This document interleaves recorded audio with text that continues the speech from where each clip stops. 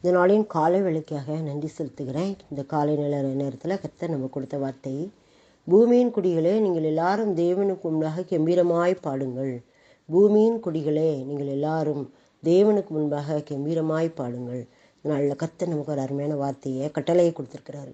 பூமியின் குடிகளே அப்படின்னா யாரு? நாம தான். பூமியில் குடியிருக்கிற நம்ம எல்லாரும் தான் பூமியின் குடிகள். நம்ம என்ன செய்யணுமா? நீங்கள் எல்லாரும் தேவனுக்கு முன்பாக கெம்பீரமாய் பாடுங்கள். தேவனுக்கு முன்பாக கெம்பீரமாய் பாடுங்கள். ஆண்டவருக்கு நம்ம பாட்டுக்களை பாடி துதித்து கெம்பீர சத்தத்தோடு நம்ம என்ன செய்யணுமா? பாடணுமா?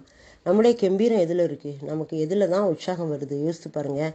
சினிமா பாட்டு படிக்கும்போது வருகிறதா உற்சாகம்? இல்லை வேண்டாத காரியங்களை பண்ணும்போது உற்சாகம் வருகிறதா?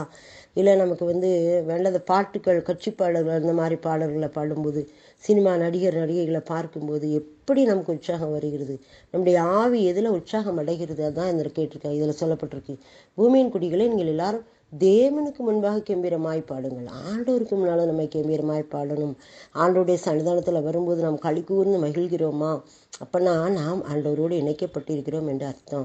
ஆண்டோடைய சன்னிதானத்தில் வரும்போது சோர்வோடு, பிரச்சனைகளோடு, சோர்வை வச்சுக்கிட்டு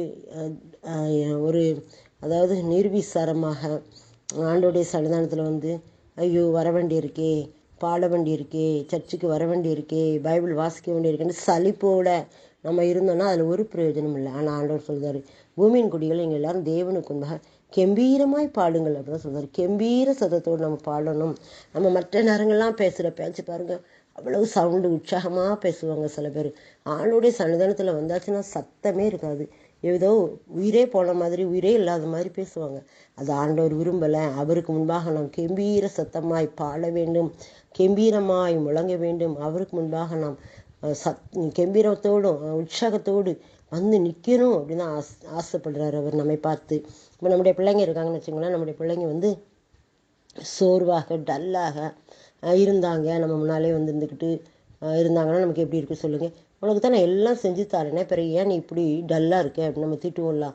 அதே மாதிரி தான் கர்த்தர் நம்மை பார்த்து கேட்குறேன், உனக்கு தான் நான் ஒரு குறையும் வைக்கலையே, எல்லாம் நல்லா தானே செஞ்சுக்கிட்டு இருக்கேன், எல்லாம் நல்லா தானே உனக்கு பண்ணிக்கிட்டு இருக்கேன், நீ ஏன் இப்படி சோர்வா டல்லாக இதே பறி கொடுத்த மாதிரி இருக்கிற அப்படின்னு சொல்லி ஆண்டவர் நம்மை பார்த்து கேட்கிறார். நம் கர்த்தருக்கு முன்பாக கெம்பீரமாய் பாடுகிறவர்களாய் காணப்பட வேண்டும். அப்போ தான் அது நமக்கு ஆசீர்வாதம். இந்த வாழ்க்கையில் பார்த்திங்கன்னா பிரச்சனை இல்லாத ஆட்கள் யாருமே கிடையாது.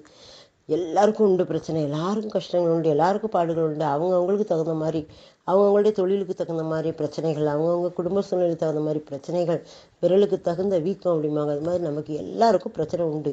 ஆனால் அந்த பிரச்சனைகள் மத்தியில் நாம் உற்சாகமாக இருக்கிறோமா? அதான் ஆண்டவர் விரும்புகிறார். உற்சாகமாக இருக்கிற உள்ளத்தில் கர்த்தர் பிரியமாக இருக்கிறார் என்று சொல்லி நம்ம பார்க்குறோம். நம்ம உற்சாகமாக இருக்கிறோமா? ஆண்டோடைய சன்னிதானத்தில் வரும்போது கெம்பீரமாய் களி கூறுதோமா? கெம்பீர சத்தமாக பாடுறோமா? அதான் ஆண்டவர் கேட்குறாரு. நம்மை ஆராய்ந்து பார்ப்போம். நாம் ஆண்டவருக்கு முன்பாக வரும்போது எப்படிப்பட்டவர்களாக இருக்கிறோம்? தலையை தொங்க போட்டுக்கிட்டு சோர்வாக, சத்தமே வெளியில் வராமல் நம்ம இருக்கிறோமா? அதை நம்ம என்ன செய்யணும்? பார்க்கணும். அப்போ ஆண்டவர் நம்மோடு என்ன செய்கிறார்? இடைப்படுகிறார் என்று சொல்லி நம்ம பார்க்குறோம். அப்படிப்பட்ட கிருபையை நாம் இந்த நாளில் பெற்றுக்கொள்ளும்படியாக கர்த்தர் நம்மை அழைக்கிறார். நாம் அவருக்கு முன்பாக சந்தோஷமாக களி கூர்ந்து பாடுவதற்காக வருவோம். ஆண்டவர் பெரிய காரியங்களை செய்வார், நன்மையினால் நிரப்புவார். கெம்பீர சத்தத்தை அறியும் ஜனங்கள் பாக்கியம் உள்ளவரும் சொல்லப்பட்டிருக்கு. அதே மாதிரி நான் இருக்கணும். அப்பா அம்மா நன்றியோடு துதிக்கிறேன். இந்த வேளையில் ஆண்டவரே எங்களை கெம்பீரமாக இருக்க சொல்கிறீங்கப்பா. ஆவியின் பலனை தாங்க, உற்சாகத்தை தாங்க. மாம்சம் பலவீனம் உள்ளது, ஆவியோ உற்சாகம்னு சொல்லியிருக்கீங்க. அந்த உற்சாகத்தை நாங்கள் பெற்றுக்கொள்கிறோம். உங்களை தகுதிப்படுத்துங்க, தைரியப்படுத்துங்க, வழி நடத்துங்க, உங்களுடைய ஆவியினால் நிரப்புங்க. அப்போ தான் நாங்கள் உற்சாகமாக இருக்க முடியும்.